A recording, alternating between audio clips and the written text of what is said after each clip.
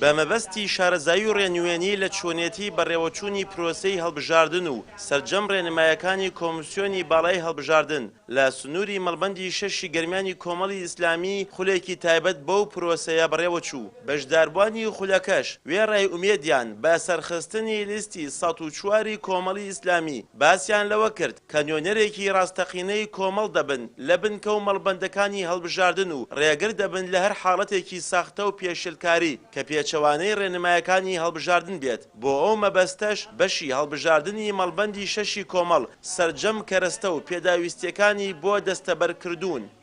ئێمە وەک بریکاری چاودێری سندوقەکانی دەنگدان ئەمڕۆ بەشداریماگرن لە ئەم سمینارەدا باس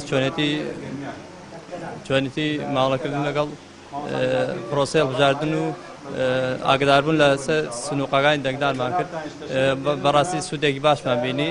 ئینشەڵڵا هەوڵ دەدەین لە کاتی هەڵبژاردنیشە چاودێر بین بەسەر سنووقەکانی دەنگدان و نێڵین تەزویر و قورقاتی هەڵبژاردن ڕوو بدات. من ئەمڕۆ بەشدار بووم لەم خولە زۆر ئیسفادەی زۆر مشکردیە.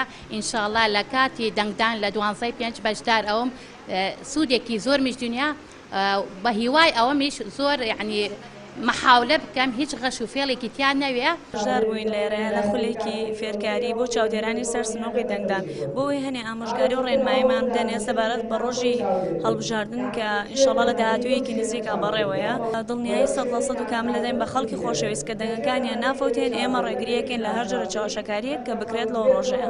لە سێ کاتی جیاواز لە شاری قەزای کفری و لە شاری کەلار بە 2 کاتی جیاواز خولی بریکارەکانی کۆمەڵی ئیسلامی بۆ چاودێری سەر سنووقەکان لەلایەن ڕاهێنەر دکتۆر بێسوون حەمە ساڵحەوە بەڕێوەچوو و تێیدا ئێمە لێرە سیمینارە پێشکەشەکەین و تێیدا یاساکانی کۆمیسیۆنی باڵای هەڵبژاردنەکان لێرە بە چاودێرەکانی خۆمان ئەدەین و ڕێنمایانە پێدەین و تەواوی ئەو کەرستانی کە پێویستە پێیان بێت لەو ڕۆژە و ڕێنمایانەکەین کە چاودێرێکی دڵسۆزی دەنگەکانی کۆمەڵی ئیسلامی بن لە ڕۆژی دەنگدان.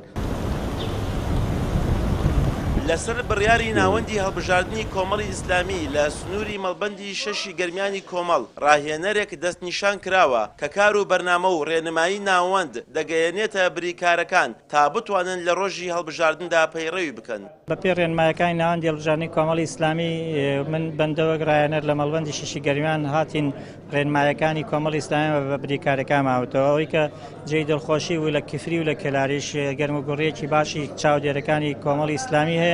ئێمە لێرە هاتین خاڵە گرنگەکانمان بۆ ئەوان باس کردوە ئەو خاڵانە جێی تێبینی بریکارەکان بۆ وەڵامی پرسیارەکانمان داوە ئەوەی کە ئێمە ئامانجبانە ئەوەیە بریکارەکانی ئێمە زۆرترین زانیاریان بدەینەوە چاوکراوەترین بریکار بن بۆ ئەوەی کە بەرهەمی ڕەنج و ماندووبوونی کۆمەڵی ئیسلامی لە پێش بانگەشە و کاتی بانگەشەش بچنینەوە و بریکارانێکی سەرکەوتوو دانین لەسەر سنووقەکانی دەنگدان.